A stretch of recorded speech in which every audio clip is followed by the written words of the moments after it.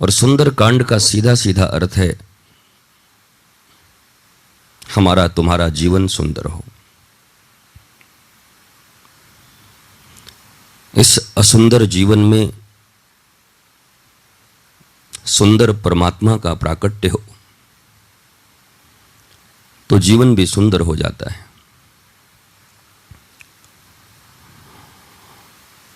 और यहां सुंदरता शांति से तात्पर्य रखी गई है। पूरा सुंदर कांड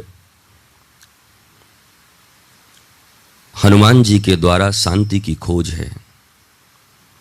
हनुमान हम हैं, शांति सीता है और प्रभु राम है। और खोए हुए बल को याद दिलाने वाले जामवंत गुरु हैं। गुरु का कोई बहुत ज्यादा रोल नहीं है जीवन में, सीमित। जामवंत ने कह दिया एक बार कि तुम्हारे पास शक्ति है, तुम भूले हुए हो, जग जाओ। और हनुमान जी जग गए। जामवंत उनके साथ गए नहीं लंका। अब जो करना है हनुमान को स्वयं अकेला करना है। गुरु प्रबोध दे सकते हैं। गुरु तुम्हारी सोई हुई शक्तियों के जागरण के लिए तुम्हें वाणी का प्रसाद दे सकते हैं। उस वाणी के प्रसाद को अपने जीवन में, अपने आचरण में, अपने पुरुषार्थ में, प्रार्थना में लाओगे तो हनुमान की तरह सीता प्राप्त कर लोगे, शांति प्राप्त कर लो, खोज मिल जाएगी, ढूंढनी। आज मानवता का एक ही समस्या तो है कि वो सब शांति ढूंढ रहे हैं, और शांति मिल गई तो फिर जीवन तो बहुत सुंदर है, बहुत आनंदप्रद है।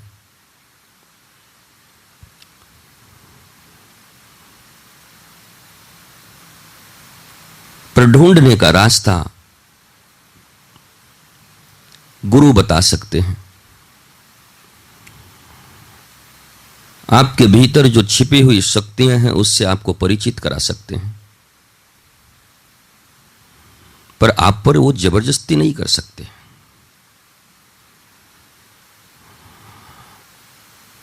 आपका स्वविवेक, आपकी संघर्ष करने की क्षमता, आपकी सक्षमता, आपकी संवेदनशीलता, आपका समर्पण, अगर यह सब गुरु की वाणी के साथ जुड़ा रहा, आप देखोगे मैंने जितनी चीजों का नाम लिया है सब हनुमान जी में है। सक्षम हैं, समर्पित हैं,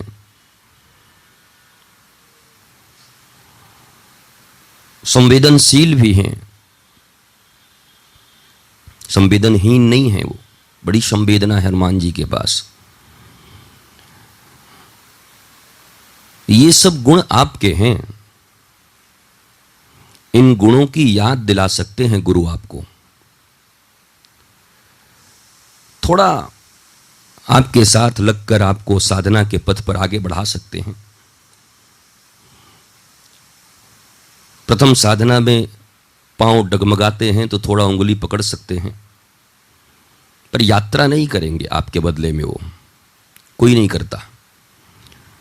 और वो कर भी लें तो तुम्हें क्या मिलेगा, और वो तो ऑलरेडी कर चुके हैं उस यात्रा को। इसलिए पहले यह बोध जागृत करिए कि आपको करना है। और आपका ये बोध न हो, हनुमान जी को ये बोध न होता कि मुझे नहीं करना ये काम, तो कोई नहीं करा सकता था। मैंने कहा कि ऑप्शन थे उनके पास, सब बंदर इनकार कर चुके थे, वो भी कर चुके होते। हो गया काम, नहीं कर पाऊंगा, मुझे मेरी तबीयत ठीक नहीं, मुझे अच्छा नहीं लगता, मुझे भी थोड़ा चिंता हो गया है, मेरा शरीर काम नहीं करता। बहुत सारे बहाने थे हनुमान जी के पास। कौन जबरदस्ती रोकने वाला था उनको? कौन जबरदस्ती कहने वाला था? तो पर हनुमान जी गुरु की आज्ञा को सुनते हैं और बस यही 2 लाइन गुरुदेव ने कहा और फिर लंका की यात्रा पर निकल पड़े, शांति की खोज में। एक बात ध्यान दीजिए, यात्रा लंका की होगी पर मुलाकात शांति से होगी। यात्रा इसी जीवन में होगी, इसी संसार में होगी। कोई नया दुनिया तुम्हारे लिए नहीं बनाया जाएगा, तुम्हें जुपिटर पे नहीं भेजा जाएगा, चंद्रमा पे नहीं जाओगे। यही पृथ्वी, यही विश्व, यही भारत, यही छत्तीसगढ़, यही सबरी नारायण और यही घर। यहीं से यात्रा प्रारंभ होगी और यहीं तुम्हारी यात्रा चलेगी। न जगह बदलेंगे और न कुछ और बदलने वाला है, बदलना तुमको है। बदल गए तो ये जगह श्रेष्ठ है, न बदले तो किसी भी तीर्थ स्थान में भी जाकर, कहीं भी जाकर कुछ बनने बिगड़ने वाला नहीं है तुमसे। इसलिए परिवर्तन हनुमान के भीतर आया है, जागृति हनुमान के भीतर। सोए हुए हनुमान थे तो जगना भी हनुमान को है। कोई जगा सकता है, झिझोड़ सकता है, हिला सकता है। अगर ऐसे नींद में सोए हो तो शरीर हिला के, अलार्म बजा के जगा सकता है। और मोह निशा में सोए हुए हो तो गुरु का सत्संग है तुम्हें जगाने के लिए। पर जग के करना तुम्हें है, जो भी करना है। प्राप्य वरान्य निबोधत, उन श्रेष्ठ पुरुष के चरण में बैठकर, उन गुरुदेव के चरणार बिंद में बैठकर उनसे आदेश लेकर और कर्म तुम्हें करना है, तब तुम्हें प्राप्ति होगी। कोई आशीर्वाद नहीं देता, ना कोई आशीर्वाद काम करता है।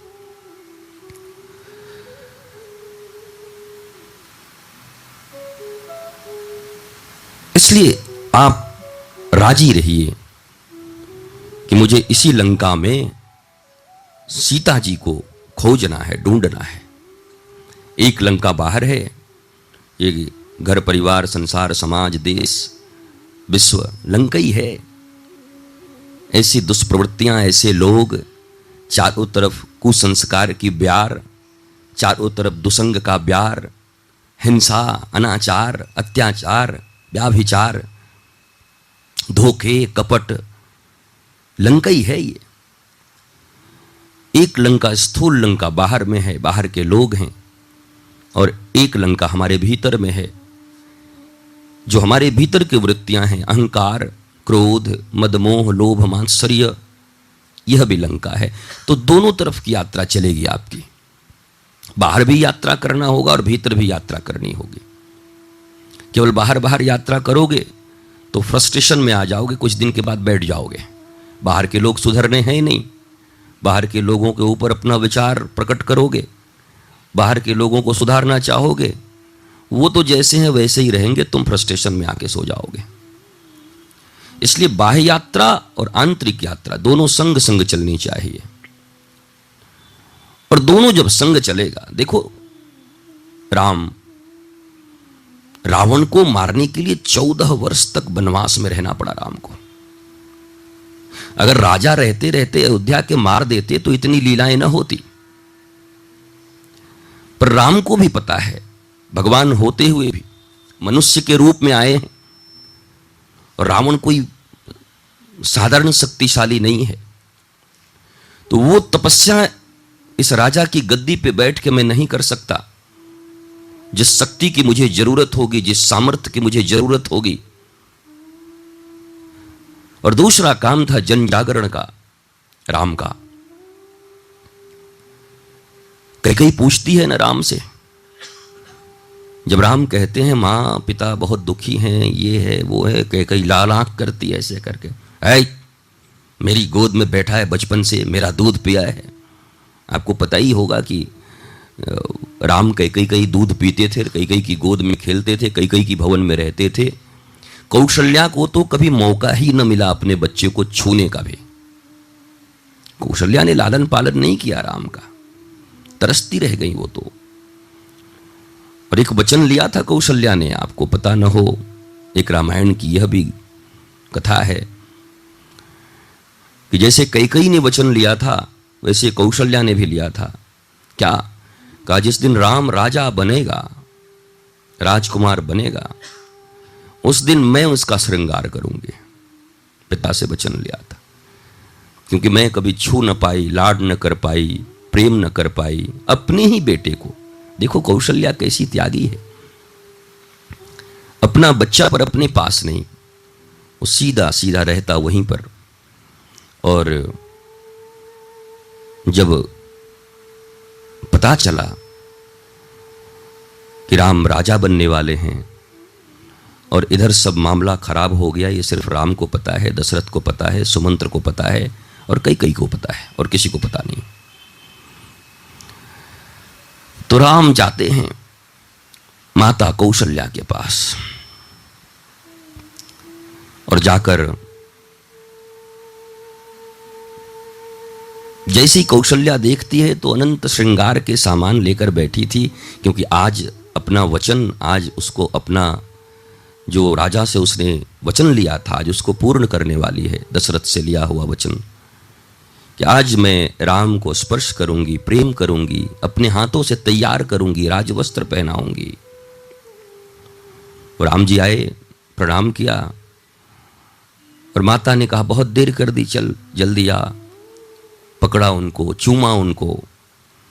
राम कह रहे हैं एक बात तो सुन लो मां। नहीं कुछ नहीं सुनना, पहले चल, देख ये मुकुट कैसा है, देख ये तेरे लिए ये बनवाई हूं, देख ये पहन के तू कैसा लगेगा। मां एक बात तो सुन लो, कुछ सुनना ही नहीं। भगवान राम बार बार प्रयत्न करते हैं, भोली मां है, कुछ पता नहीं। और देखिए राम की माता हैं तो कैसी माता हैं, और घर परिवार कैसे चलता है इसको भी सीख लीजिए रामायण से। मैं कहता हूं ना कि रामायण कोई तोता पंडित का रटने का ग्रंथ थोड़ा ही है, रामायण तो जीवन दर्शन है। घर कैसे चलते हैं, परिवार कैसे चलते हैं। कई बार मैंने आपको कहा है कि कहते राम की कथा है, सुनते राम की कथा है, मनाते रामनवमी है, मनाते दशहरा है। और क्या हुआ? तो बोला एक हाथ जमीन के लिए भाई से ऐसा युद्ध हुआ कि मुकदमे चल रहे हैं, कभी वो जेल जा रहा है, कभी वो जेल जा रहा है। तो ऐसे लोगों के लिए रामायण नहीं है, ये सब पाखंड है, न सुने तो ज्यादा बेहतर है ऐसे लोग। और इस पूजा से भगवान प्रसन्न भी नहीं होते, उनको बड़ी क्षोभ होती है भगवान को कि इतनी सुंदर कथा, इतनी सुंदर मेरी जीवनी और सुंदर कथा कहने वाले गुरु, उसके बाद भी इसका जीवन ऐसा है। कृपा भी नहीं करते परमात्मा उसके ऊपर, कैसे करेंगे? परमात्मा को मनुष्य बनने की कौन सी जल्दी थी? अच्छे खासे ऊपर बैठे हुए थे बैकुंठ में, और कोई रावण के कारण थोड़े ही आए थे। रावण है कौन? आपको पहले भी बता दूं मैं, रावण उनका द्वारपाल है। तो ये स्क्रिप्टेड है, पूरी पिक्चर बनाई गई है। तो क्या राम को क्या सूझी थी पिक्चर बनाने की बिना मतलब की? परमात्मा को मानव के शरीर में आने का मतलब यही है कि मैंने जो सृष्टि की है उस सृष्टि में, घर में, परिवार में, समाज में, पत्नी पति में, पिता पुत्र में और देवरानी जेठानी में, ये सब जगह एक ऐसा आदर्श प्रस्तुत करें इस लीला को करके। राम लीला जिसको कहते हैं, ये कृष्ण लीला जो यहां हुई वही थोड़ी लीला हुई। जब असली कृष्ण आए तो वो भी लीला ही थी। ऐसा नहीं कि असली कृष्ण आके बड़े परेशान हैरान थे, वो भी लीला थी और ये भी लीला थी। तो मानव के रूप में इसीलिए आए कि वो तो लीला कर रहे हैं, पर हम सब मूर्खों के ऊपर कोई असर पड़ जाए और हमारा जीवन भी सुंदर बन जाए, इसलिए सुंदरकांड है। तो मां बोलती, अच्छा बोल, क्या बोलना चाहता है? बोला मां पता है क्या हुआ? बोला क्या? बोला पिता दीन मोहि कानन राजू। देखो कितने प्यारे वचन हैं राम जी के। इतनी बड़ी घटना घर में घट गई है, अब भगवान समझ के मत देखना इस घटना को। साधारण अपने घर का इमेजिनेशन करो कि माताएं हैं, पिता हैं, 4 भाई हैं, अपना ही तुम्हारा ही घर, उनका घर इमेजिनेशन करो। सबके घर में तो ऐसे ही हैं, 4 भाई, 5 भाई, 3 भाई, 2 भाई, मैया है, जेठानी देवरानी है, सब वही हैं। और इधर इतनी बड़ी बात हो गई कि आज जिसको राज गद्दी मिलनी थी, क्योंकि मनु महाराज ने लिखा कि बड़ा जो संतान होता है वही राजगद्दी का अधिकारी होता है, वही राजपुत्र बने। और आज सब पलट गया, धर्म विरुद्ध काम हो रहा है। तो राम जी कहते हैं, माता पिता दीन मोहि कानन राजू। तुम्हें पता है क्या हुआ है? क्या बोला? अयोध्या की जो ये सत्ता है ना, इसे भरत को दे दिया पिताश्री ने, और मुझे जंगल का राजा बनाया है, कानन राजू। और आपने देखा होगा कि कौशल्या को पीड़ा हुई है, फुआ है।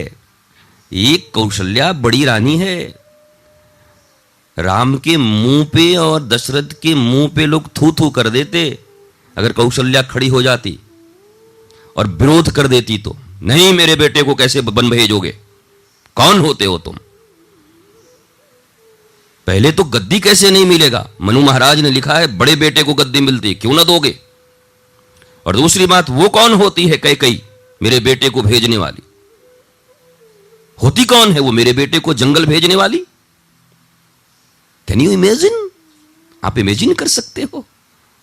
4 भाई घर में हैं और किसी के बच्चे को कहा जाए तू ही चला जा सामान लाने के लिए, और माता को कष्ट हो जाए, सभी मेरे ही बेटे को भेजते हैं।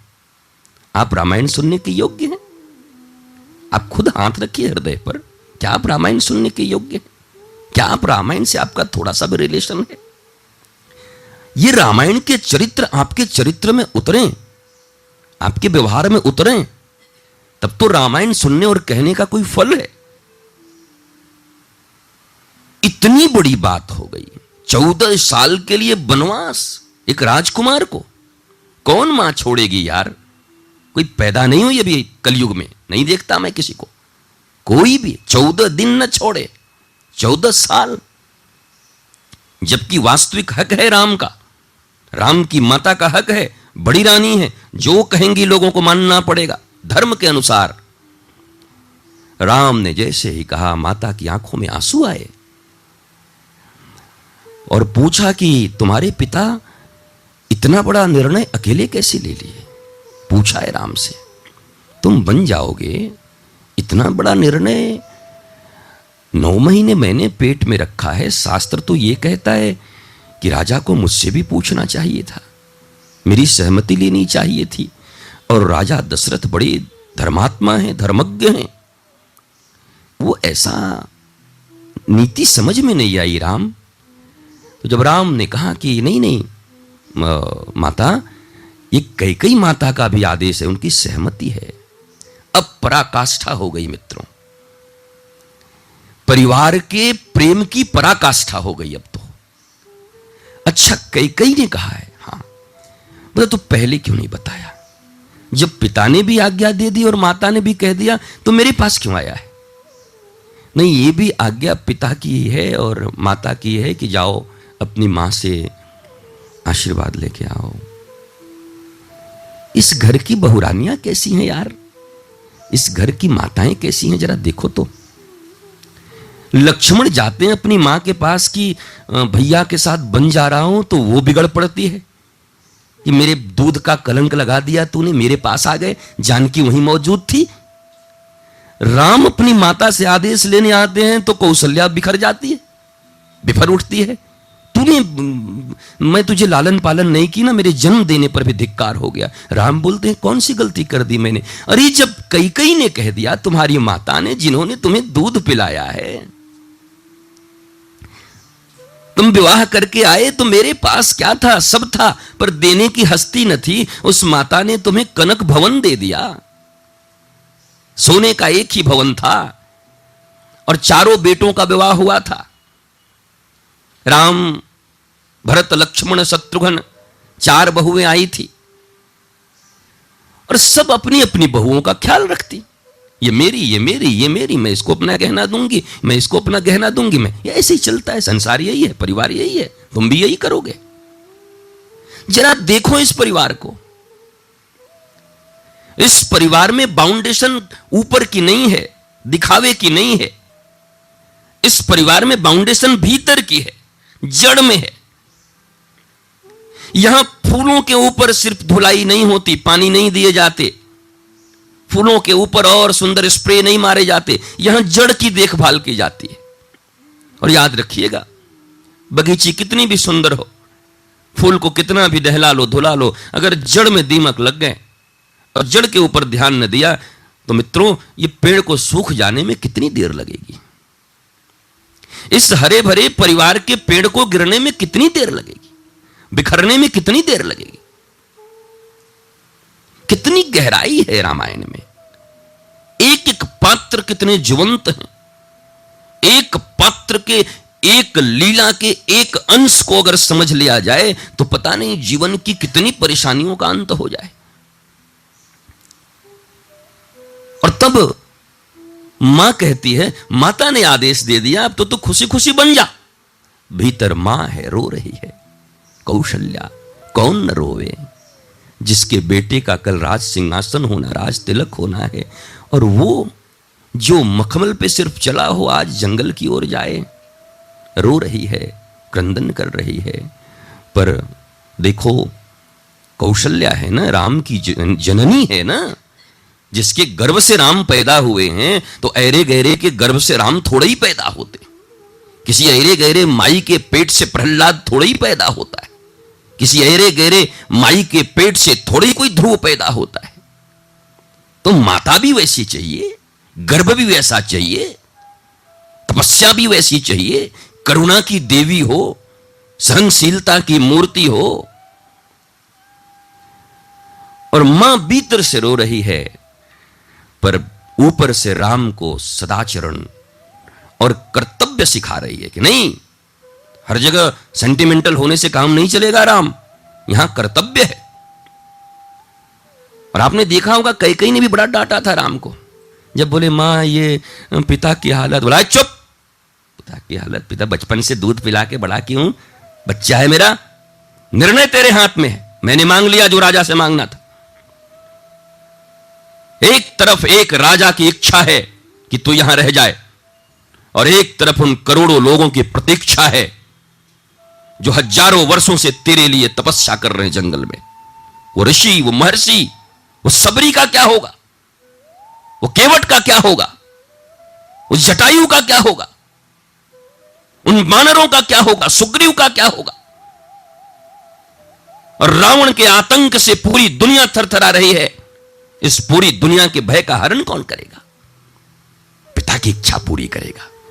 पिता की इच्छा नहीं, लोगों की प्रतीक्षा को पूरी कर, इसके लिए तो इस पृथ्वी पर आया है। झटक दिया माता ने, कैकेयी ने राम को झटक दिया।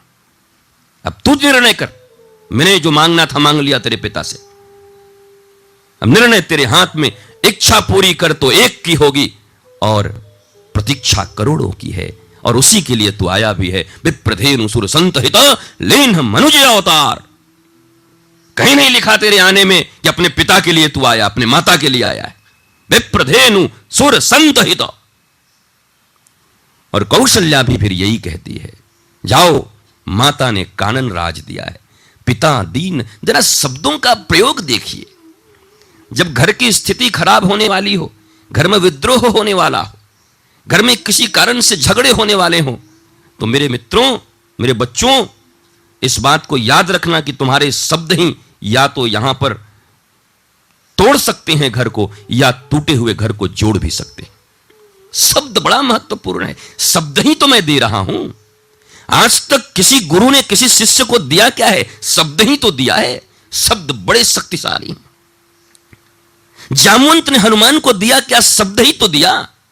पवन तनय बल पवन समाना, और उठ गए हनुमान सोए हुए। शब्द में बड़ी शक्ति है, क्योंकि शब्द को ब्रह्म भी कहा गया है। चाहो तो बने हुए घर टूट सकते हैं, और चाहो तो तुम्हारे शब्दों से टूटे हुए घर बन सकते हैं। शब्द महत्वपूर्ण। कई घरों में माता पिता या लोग अपने अपने परिवार से प्रेम तो करते हैं, पर शब्द बड़े बेकार होते हैं उनके।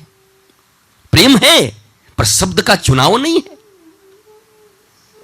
और कहते हैं गोली की घाव भर जाती है पर बोली की घाव नहीं भरती।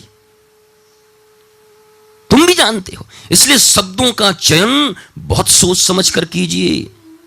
ये मैनेजमेंट है, कुशलता है, शब्दों का मैनेजमेंट।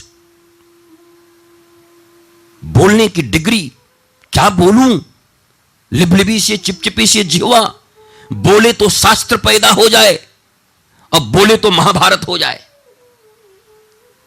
बोले तो लोग प्रणाम करें, अब बोले तो लोग जूता मारें। लिबलिबी, यही जिह्वा है। शब्द बड़े महत्वपूर्ण है और पूरी रामायण शब्दों का खेल है। शब्दों का चुनाव, शब्दों का प्रयोग, कब कहां कैसे किस वक्त किस शब्द का प्रयोग करें।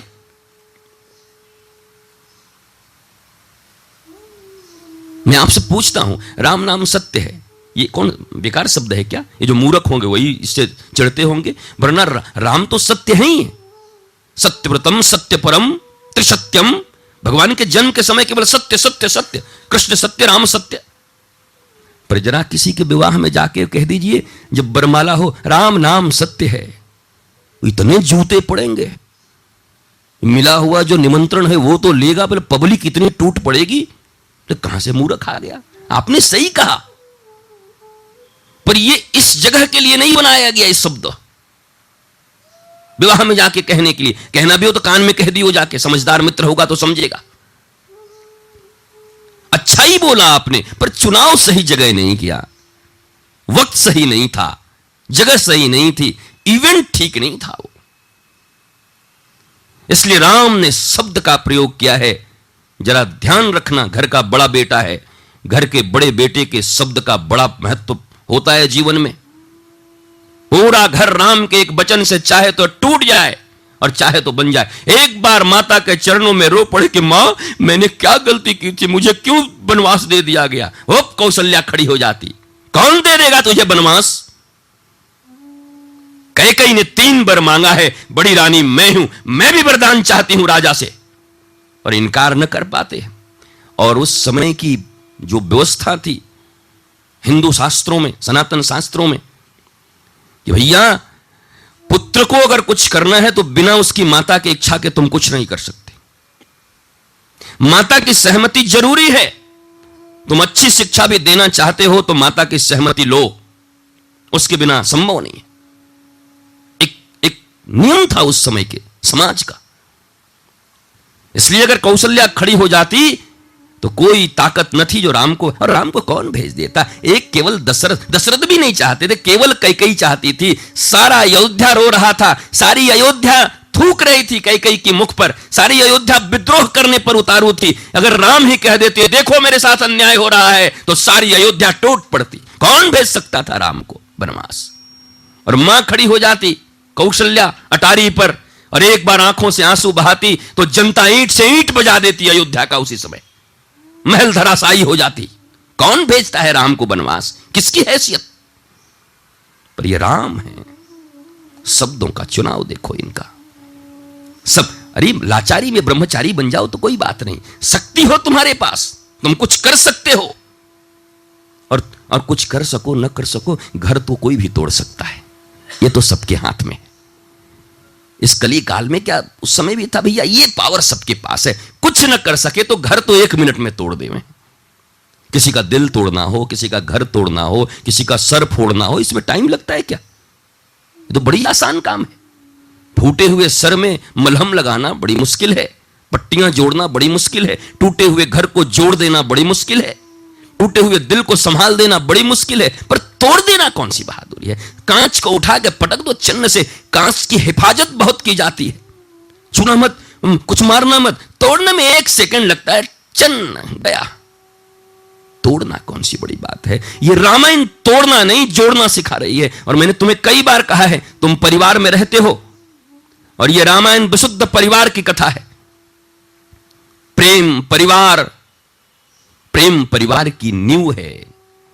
प्रेम हिल गई तो बिल्डिंगें कितनी भी बड़ी बना लो, ऊपर से दिखावटी चाहे कितना भी हो, अगर जड़ में प्रेम नहीं है परिवार के प्रत्येक सदस्यों के हृदय के भीतर प्रेम नहीं है एक दूसरे के प्रति, तो वो बिल्डिंग कितनी दिन चलेगी? टूटेगी आज नहीं तो कल, मिटेगी, भरभरा के गिरेगी बालू के बीत की तरह। इसलिए इंटरनल लव ये नींव है, ये बेस है, ये फाउंडेशन है, ये चाहिए। राम ने शब्दों का चुनाव किया, पिता दीन मोहि कानन राजू।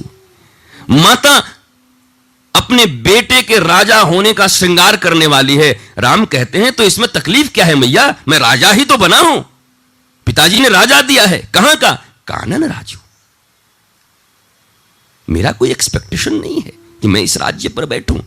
माता और पिता ने जो निर्णय किया है वो ठीक ही किया होगा। और तब माता जो बड़ी थी, अगर मां कौशल्या के मन में थोड़ा विरोध का संभावना भी होगा तो पुत्र की संवेदनशीलता और पुत्र की दृढ़ता और पुत्र का प्रेम और पुत्र का ये निर्णय देख करके माता तो मानो जड़ हो गई, अरे राम। इसलिए मेरे मित्रों, कभी कभी ऐसा हो सकता है कि माता पिता भी कुछ उनके दिल दुखी हों, तकलीफ में हो, उनको ऐसी कोई सूचना मिले जिससे घर टूटने की संभावना हो। तुम पुत्र हो तो तुम संभालना, राम बनना, राम की तरह अपनी मां को संभालो, राम की तरह अपने पिता को संभालो शब्दों से, क्योंकि उद्देश्य तुम्हारा पवित्र है। पिता दीन मोहि कानन राजू, राज्य मिला है मुझे। और अब कौशल्या प्रसन्न हो गई, हां जा, तू जरूर जाएगा। और वो श्रृंगार न कर सकी तो क्या, ये श्रृंगार करूंगी तेरे लिए, बलकल वस्त्र पहनाऊंगी तुझे, तेरी जटा बनाऊंगी, वेणी बनाऊंगी। श्रृंगार तो यही है। तो जंगल का, अयोध्या कितनी दूर में फैला हुआ है, इतनी दूर का, और जंगल कितना बड़ा है। पृथ्वी पर जंगल कितना है वो तुम्हें भी पता है, पृथ्वी पर पानी कितनी है वो तुम्हें भी पता है, और पृथ्वी पर स्थल कितना है वो तुम्हें भी पता है। उस स्थल का इतना छोटा सा टुकड़ा अयोध्या, इतना छोटा सा। और पिता ने कहा है तुम जंगल के राजा, जाओ, पूरा जंगल तुम्हारा है। और जंगल का अर्थ है, जंगल कहते हैं ना, क्या घर को जंगल बना दिया है, मतलब जहां चीजें अव्यवस्थित हों। राम, ये दुनिया अव्यवस्थित है, रावण के प्रकोप से, राक्षसों के प्रकोप से चारों तरफ अव्यवस्था फैली है, तुम्हें उसका राजा बनाया जाता है, उसको व्यवस्थित करके आओ। शब्दों के ऊपर ध्यान दीजिए।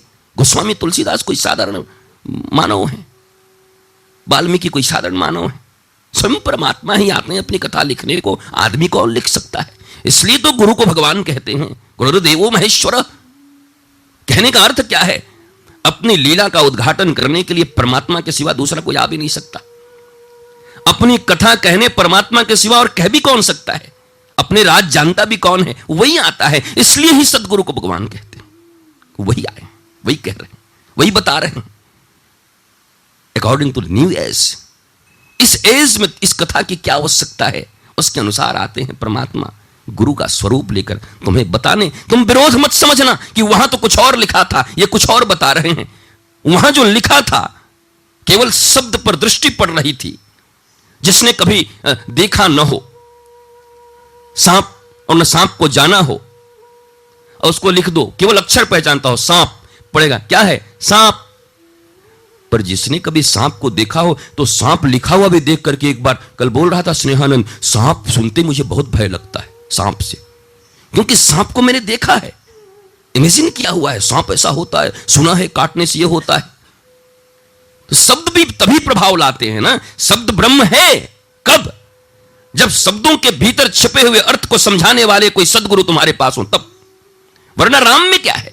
इस दुनिया में करोड़ों लोग राम को कुछ नहीं मानते, इस दुनिया में करोड़ों लोग राम कृष्ण को कुछ नहीं मानते, कुछ नहीं मानते। कम्युनिस्ट लोग कुछ नहीं मानते, बेकार है, अफीम है, सब ढोंग है, ढकोसला है, मत मानो। पर जब सदगुरु के मुखारविंद से सुनकर राम के पराक्रम को कोई सुनता है, राम के प्रभुत्व को कोई जानता है, राम शब्द में छिपे हुए परमात्मा तत्व से जब किसी का परिचय करा देते हैं गुरुदेव, तो एक राम का नाम ही भवसागर से तार देने के लिए काफी होता है। एक नाम, कहते हैं एक नाम, राम का एक नाम ही काफी है। राम नाम की बैंक बनाने की जरूरत नहीं है, एक नाम। पर वो नाम कौन सा? बोला सदगुरु ने अगर तत्व समझा दिया है राम, हु इज राम? और वो समझ गए, और उसका पहला तरीका है हु एम आई, मैं कौन हूं, शरीर कौन है, मन कौन है, बुद्धि कौन है, चित्त कौन है, अहंकार कौन है, आत्मा कौन है। ये जानने के बाद तभी जान सकते हो परमात्मा राम कौन है। यात्रा है ये, इस यात्रा के बगैर कोई जान नहीं सकता, जानने का कोई उपाय भी नहीं है। और फिर जानोगे तो अधूरा जानोगे। अध जल गगरी छलकत जाए, गगरी आधी भरी होगी तो छलकेगी, पर गुरुदेव की कृपा से पूर्ण भर गई।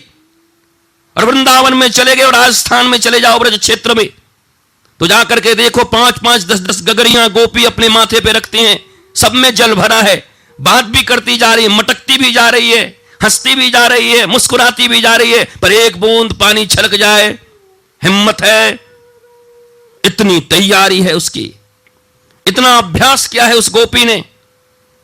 और गोपी के तन पर पानी नहीं जा रही, गागर नहीं जा रही, गोपी का मन लगा हुआ है, मुंह दूसरे से बात कर रही है, आंखें कुछ और देख रही है, कान किधर और है, हाथ कहीं और चलता, पांव कहीं और चलता, इंद्रियां जगह जगह भिड़ी हैं, पर गोपी का मन केंद्रित है, गोपी का हृदय केंद्रित है, गोपी की चेतना केंद्रित है। उस गागर के ऊपर एक बूंद पानी कैसे छलक जाएगी।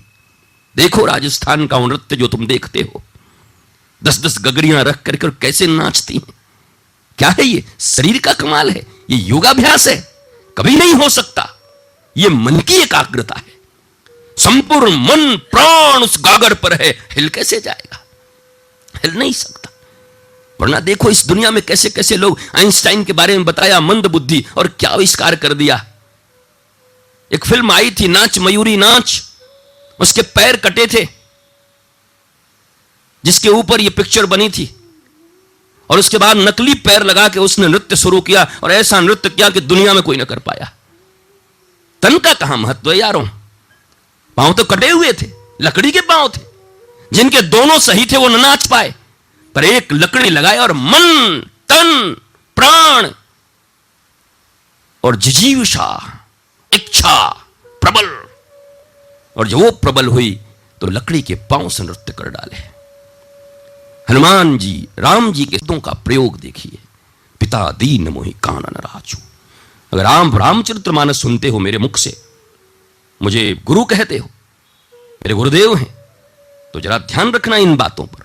शब्दों का प्रयोग, शब्दों का चुनाव ठीक से करिए, कब किस शब्द का प्रयोग करना है। आप खीज प्रकट मत करिए। मुझे याद है एक व्यक्ति गया, राजा गया अपने प्रजा के साथ, मंत्रियों के साथ एक फकीर के पास, और बोला कि स्वर्ग और नरक में क्या अंतर है, स्वर्ग क्या है, नरक क्या है। तो फकीर ने बोला, महामूर्ख है, तेरे को राजा कौन बना दिया, इतना बड़ा मूड है तू, अब अकेले रहता तो सुन भी लेता, जनता थी। यही पागल आदमी क्या ये फकीर, बाबा राजा साहब यहाँ, अरे महामूड है, मूर्ख है, जाहिल। बोलता जाए, अरे मैंने आपसे तो प्रश्न पूछा है, अरे तू एक नंबर का जाहिल है, मूर्ख कहीं का। वो तो तलवारी खींच डाला, बोला बस यही नरक है। मतलब ये जो तेरा आक्रोश है ना, यही नरक है, यही तुझे नरक तक पहुंचाएगा। मेरे ये शब्द, अगर तू जाहिल है और मैंने तुझे जाहिल कहा तो सत्य कहा, बुरा किस बात का। और अगर तू जाहिल नहीं है और मैंने जाहिल कहा तो अपने ऊपर लेता क्यों है। री री री री री ऐसा ज्ञान, भीतर तलवार डाला, कहा यही स्वर्ग है। जब आक्रोश मिटा तुम्हारा तो स्वर्ग में आ गए। आक्रोश में घर बिगड़ रहे हैं। मां अपने बच्चे से ठीक से बात नहीं कर पा रही, सास अपनी बहू से ठीक से बात नहीं कर पा रही, आक्रोश है। उस आक्रोश के कारण प्रेमी सब हैं, एक दूसरे को प्रेम सब करते हैं। कौन नहीं करता? जिस मां के पेट से जन्म लिया बेटा कैसे प्रेम नहीं करेगा? जिस घर में पल पोस के बड़ा हुआ उन सदस्यों से प्रेम कैसे न करेगा? है उसके भीतर प्रेम।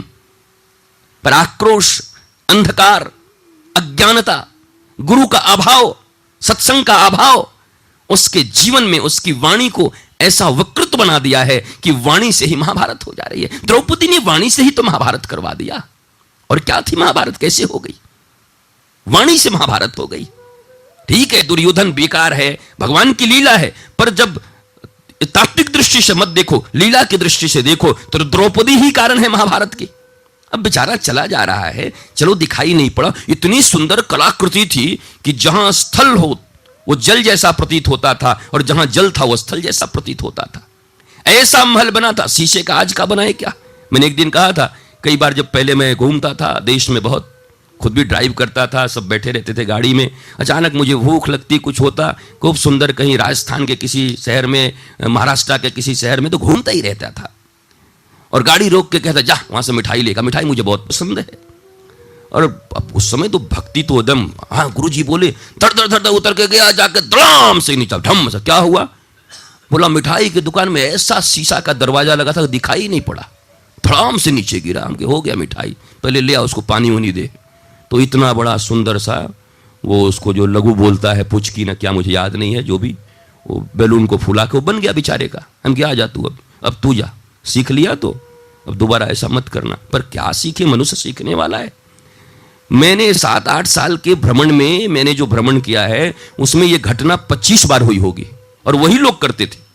ठीक हुआ नहीं कि 3 महीने बाद फिर वही धड़ाम से। हम ये हद है यार, तो तेरी चेतना कहां रहती है। आप बोलते हैं तो कुछ दिखाई नहीं पड़ता, मैंने ऐसा मत कर, देखा कर।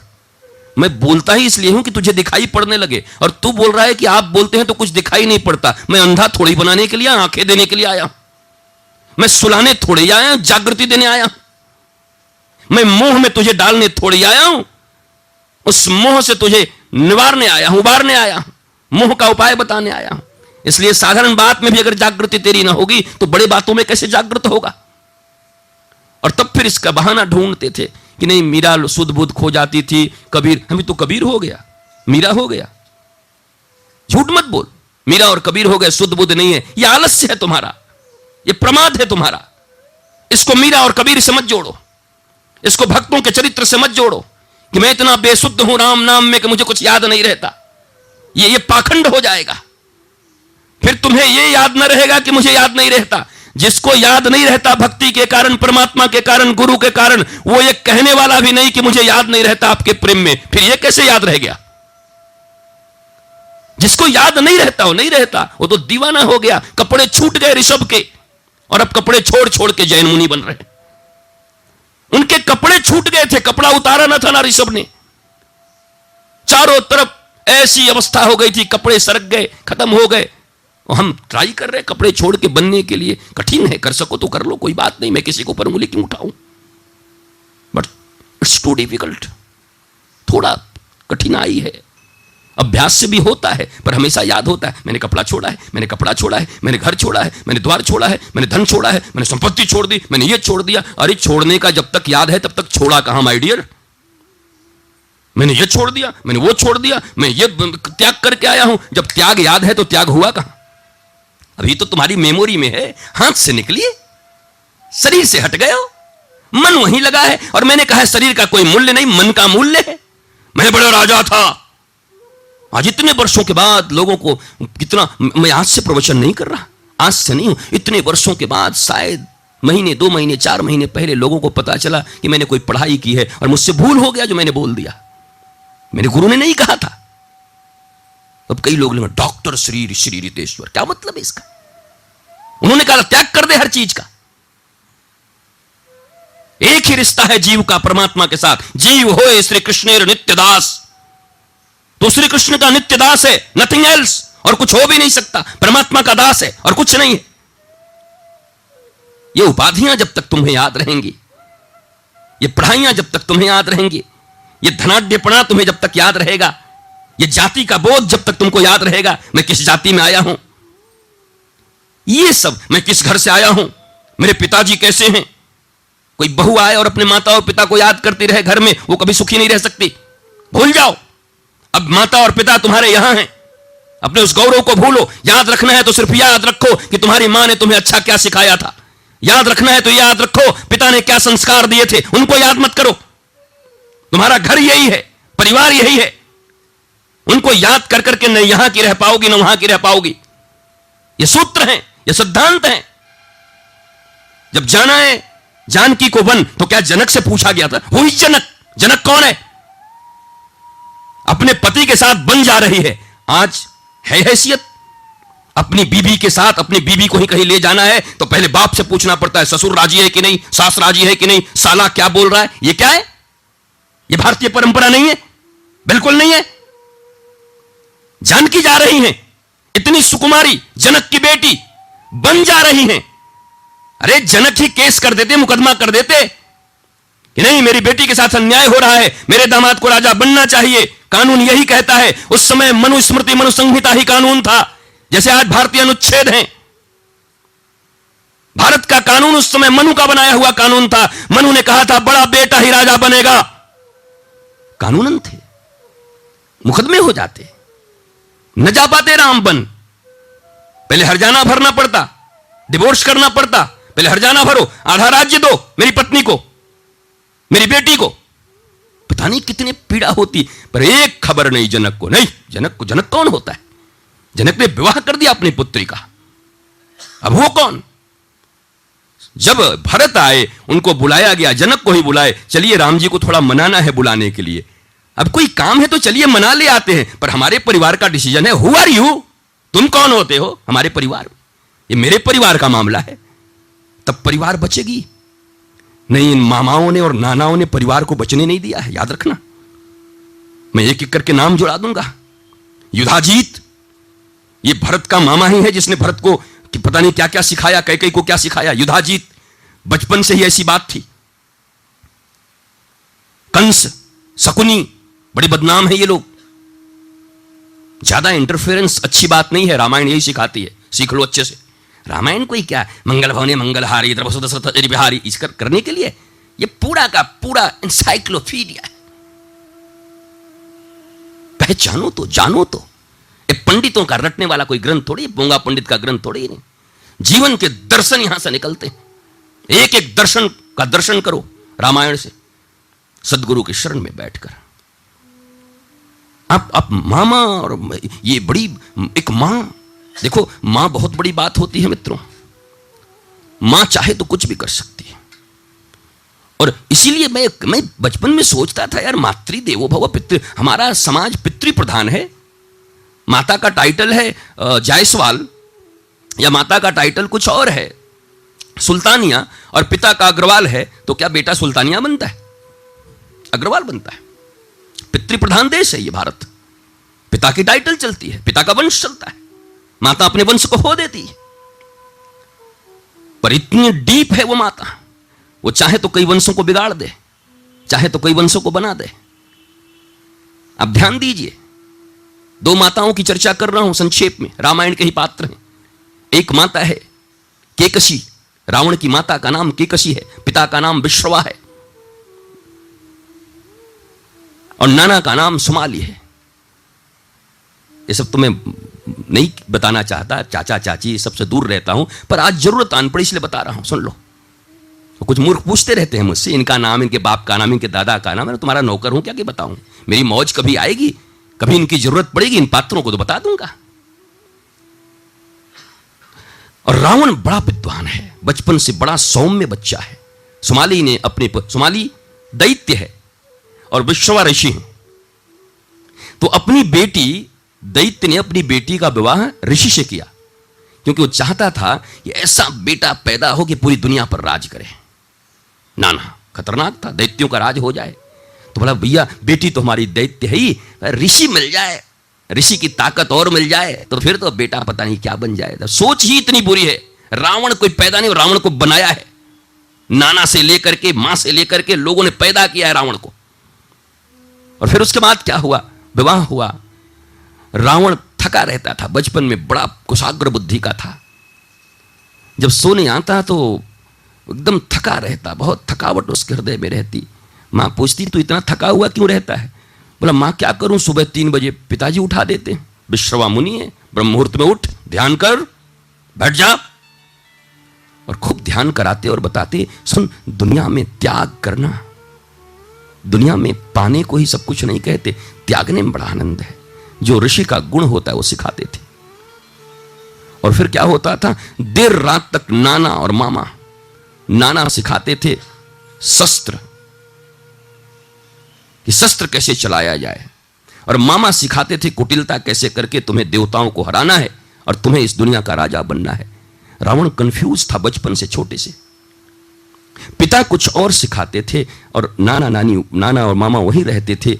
आज रावण ने निर्णय लिया, बड़ी सुंदर कथा है मित्रों। आज रावण ने निर्णय लिया कि नहीं, मैंने अब वेद पढ़ लिया। रावण ने छोटा ही था, वेद पढ़ लिया और लिखा था मातृदेवो भव। कहा अब मैं मम्मी से पूछूंगा, आज मेरी मां निर्णय करेगी मुझे क्या बनना है। और रात्रि में सोया हुआ बालक अपनी मां से पूछता है, मां मुझे क्या करना चाहिए, मैं क्या करूं मां। वेद कहता है मातृदेवो भव, तुम मेरी देवता हो, गुरु हो पहली, तुम बताओ मां। देखो पिता के संस्कार इतने तो आए कि वो समझ गया मातृदेवो भव, लेकिन अभी शिक्षा अधूरी थी। और मातृदेवो भव समझा और माता से पूछा और मां ने उस दिन कह दिया, एक ही बात कह दी कि तुझे बड़ा प्रतापी बनना है, दुनिया पर विजय प्राप्त करना है, और तू ये पिता की बात मत सुना कर, पिता त्याग कर और ये कर, तुझे बहुत बलवान बनना है, बलिष्ठ बनना है, पूरी दुनिया पर शासन करेगा, तू दैत्य कुल का नाम रोशन करेगा, अपने नाना और मामा का। और रावण बदल गया। इतना सुंदर बालक, इतना विद्वान बालक, इतना सुंदर सीख दिया हुआ बालक। कल मैंने एक बात कही थी तुम्हें कि व्यवहारिक शिक्षा पिता दे और आध्यात्मिक शिक्षा माता दे, इसके पीछे रीजन यही था। पिता के दिए हुए आध्यात्मिक शिक्षा को ग्रहण न कर पाया रावण, क्योंकि माता के बड़े गहरे प्रभाव होते हैं बच्चे के ऊपर। उनकी हाथ की रोटियां खाया हुआ होता है, अन्न से मन बनता है। जिस मां ने रोटियां बनाई हैं, प्रेम करती है, प्रेम की पराकाष्ठा है मां। मां जैसी रोटी और कौन खिला सकता है यार। याद करो उस मिट्टी के चूल्हे पर कभी एक ही मैया 5-5, 6-6, 8-8 बेटे, और सबको मैया फुला फुला के रोटी बना बना के, वो बनाते समय मां की उंगली अभी तक याद आती है। लगता था प्रेम उड़ेल देती है उसमें, हाथ जल जाए क्या हो जाए, और सबको खिला रही है एक साथ।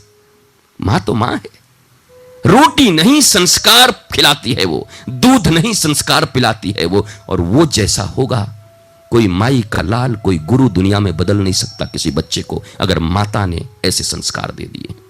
इसलिए बी अवेयर, माताओं को मैं बी अवेयर करता हूं। संस्कार दीजिए बच्चों को, ऐसा संस्कार दीजिए, राम का संस्कार दीजिए। और रावण फिर इतने बड़े मुनि का पिता होने के बाद भी विश्रवा का पिता, और क्या दुर्गति हुई रावण की, कैसा बना रावण। और एक लाल अंजनी और केशरी का पुत्र हनुमान है, वो भी चिंता में बैठा है। हनुमत कथा पढ़िए, चुपचाप हनुमान बैठे ऐसे करके मां पूछती, तू बड़ा उदास है, क्या देखता है दूर दूर तक। बोला मां मैं सोचता हूं मैं क्या बनूंगा, मुझे क्या, ये हनुमान के प्रश्न, मुझे कैसे क्या करना है। और तब मां ने गोद में बिठाया, सुन तुझे राम मिलेंगे, तो राम के लिए इस पृथ्वी पर आया है, परमात्मा के लिए। जीवन में पुरुषार्थ करना, प्रार्थना करना और प्रतीक्षा करना, ये 3 बातें अंजनी ने कही थी हनुमान से। पुरुषार्थ करना, प्रार्थना करना और प्रतीक्षा करना। मित्रों, हनुमान बनने के लिए मां की ये 3 सीख जरूरी है प्रत्येक बच्चों को, कि आप पुरुषार्थी बने, आलसी मत बनाओ अपने बच्चों को। उनको खिलाओ पिलाओ, प्रेम करो, पर कहो नहीं ये काम करो, उठो बैठो, अभी यहां जाओ, ये करना चाहिए तुमको, सत्संग में बैठना चाहिए, तो बाद में चले जाना दुकान में, तो अभी यहां बैठ, तो बाद में जाना काम में, अभी यहां बैठ। पुरुषार्थ कर, पुरुषार्थी, प्रार्थना कर। और पुरुषार्थ भी किया, प्रार्थना भी किया, नहीं मिल रहा है, कोई बात नहीं, प्रतीक्षा कर। हनुमान प्रतीक्षा ही तो कर रहे हैं राम के मिलने का, बैठे हुए सुग्रीव के साथ। राम 14 साल तक प्रतीक्षा कर रहे हैं। कौशल्या 14 साल तक अपने लाल को गद्दी पर बिठाने के लिए प्रतीक्षा ही तो कर रही है। कहां लड़ाइयां की, 14 साल पहले ही घर टूट जाता, इक्ष्वाकु वंश के टुकड़े टुकड़े हो जाते, नाम न लेता कोई राम के वंश का, दशरथ का नाम लेने वाला और राम के वंश का नाम लेने वाला कोई पैदा ना होता। अगर उस दिन कौशल्या चूक कर गई होती तो। कौशल्या नहीं चूकी, अपने बेटे के ऊपर अन्याय नहीं समझी, पिता ने निर्णय लिया है, सोच के लिया होगा। इसलिए एक बात है मेरे मित्रों, जिस घर में पिता और माता अपने बच्चों को अलग अलग शिक्षा देते हैं, रावण बनने की संभावना बहुत ज्यादा रहती। इसलिए आपकी लड़ाइयां हो सकती है, पति पत्नी में नहीं बन सकता, पर जब बच्चों को शिक्षा दीजिए तो एक जैसी दीजिए। पिता कहता है संतोष से रहो, मां कहती है तुम्हारा अधिकार है लड़ो, रावण बनेगा। बी अवेयर, बिल्कुल न करना। तुम दोनों मिलो, तुम दोनों बेडरूम में बात करो कि सुनो जी बच्चे को क्या कहना है, हमारा आपका तो जीवन इतने साल से जी रहे हैं, खटपट चलती ही रहती है, पर बच्चों को क्या करना है ये बताइए। और फिर बच्चों को जो बोलना है दोनों मिलकर बोलो, अलग अलग। और बाहर के संस्कार तुम सिखा दो, और रोटियों में, दूध में और अपनी वाणी में मां ही अपने बच्चों को संस्कार देती है। या तो हनुमान बना लो या रावण बना लो, ये तुम्हारे हाथ में है। या तो परिवार को बचा लो या परिवार को तोड़ दो, ये तुम्हारे हाथ में है। 1 मिनट में टूट सकता है और जोड़ने के लिए बड़े इंतजार करने पड़ते हैं। 14 साल की तपस्या है। राम को अगर गद्दी चाहिए होती, कोई मैया का लाल पैदा न हुआ था कि 1 मिनट में राम गद्दी पर उसी दिन न बैठते। कौन रोक लेता? सारी जनता साथ में, माता साथ में, राम के पीछे पूरी दुनिया खड़ी थी, कौन रोक लेता? कई को लात मार के निकाल देते अयोध्या से लोग उस दिन। राम ने प्रतीक्षा किया, प्रतीक्षा। क्यों?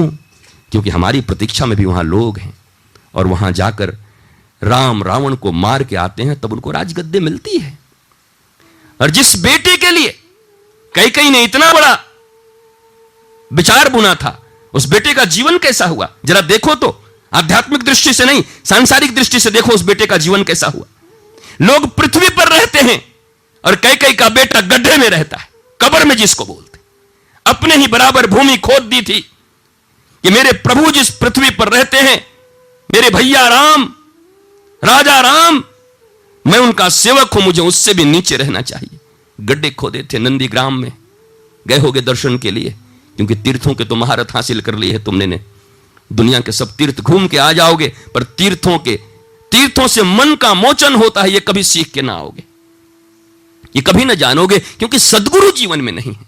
कौन बताएगा, कौन कहेगा, कौन भीतर प्रवेश कराएगा, कौन सुनने को राजी है, कौन कहने को राजी है? प्रपंच है, झूठी बातें हैं, दुनिया की बातें हैं, ऐसे होगा, वैसे कमाई हो जाएगा, वैसे पैसा चला। ये सिखाने के लिए तो बड़े माता पिता बैठे हैं, वो कौन सिखाने वाला बैठा है? पुरुषार्थ, प्रार्थना, प्रतीक्षा कर, दुनिया की हर चीज तुझे प्राप्त होगी।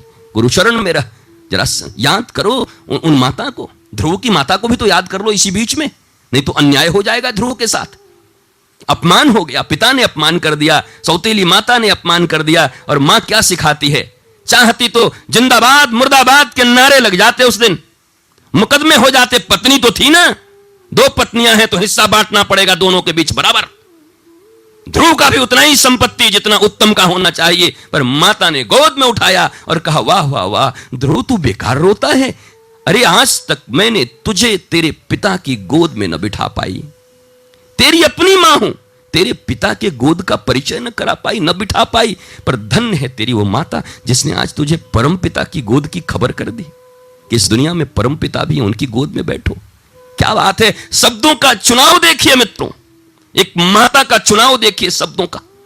जायज बात थी, लड़ जाती तो मुझे पता है उत्तानपाद के राज में जैसे आज सब राम और कौशल्या के पक्ष में खड़े हो जाते, वैसे ही सुनीति और ध्रुव के पक्ष में लोग खड़े हो जाते। ईंट से ईंट बच जाती, विद्रोह हो जाता, राज में लात मार के उत्तानपाद को निकाल दिया जाता।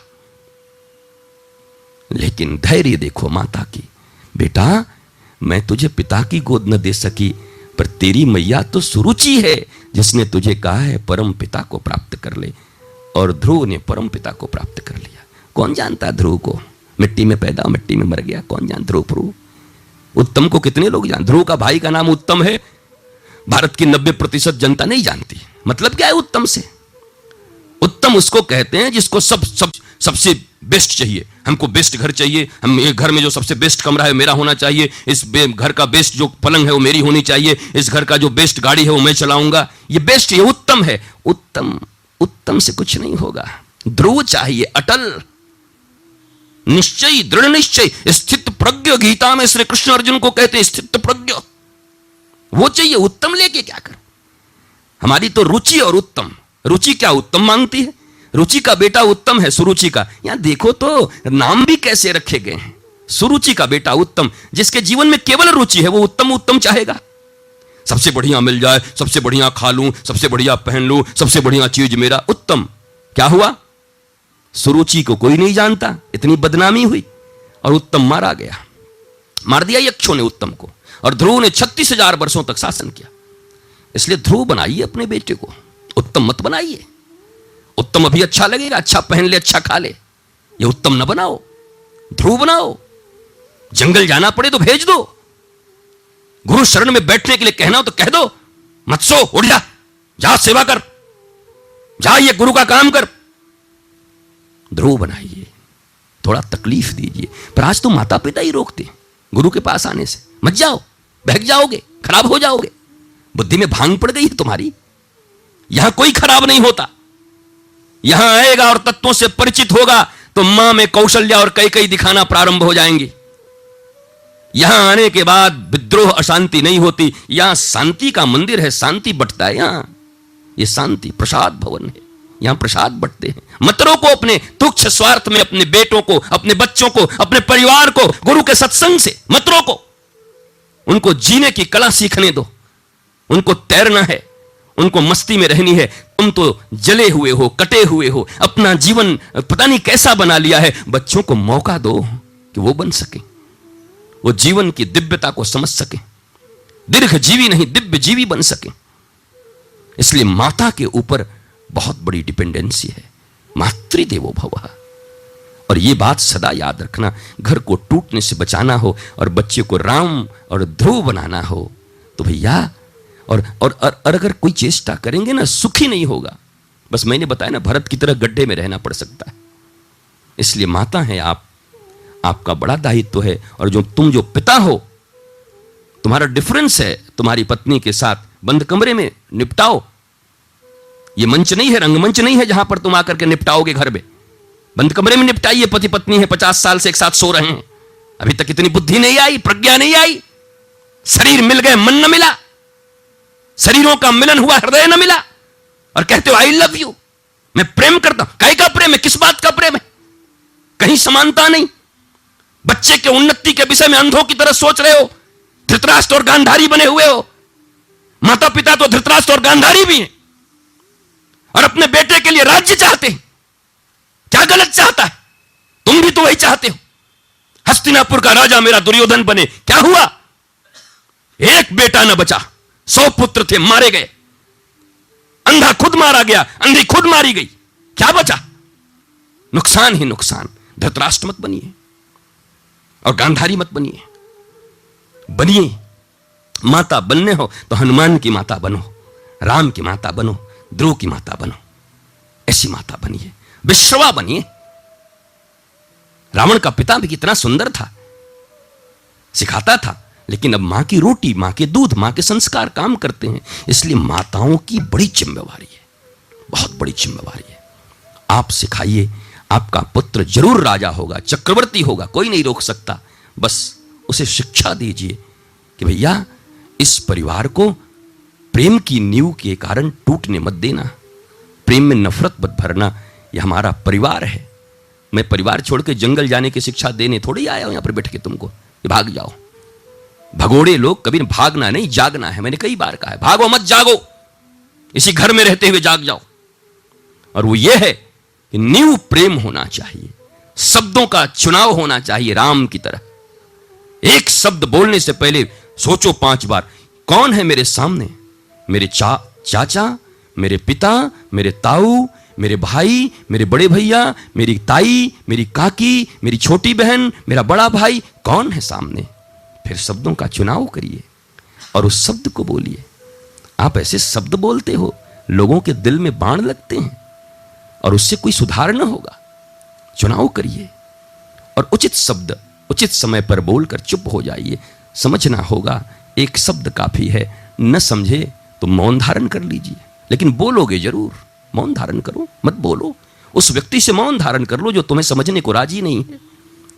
गोस्वामी जी से मीरा पूछती है कि घर में बहुत उपद्रव शुरू हो गया, पति तो ठीक ठाक हैं पर ये लोग बड़े उपद्रव कर रहे हैं, देवर और सास और बाहर के लोग गालियां दे रहे हैं मुझे भजन करने पर, मैं क्या करूं, कुछ समझ में नहीं आता।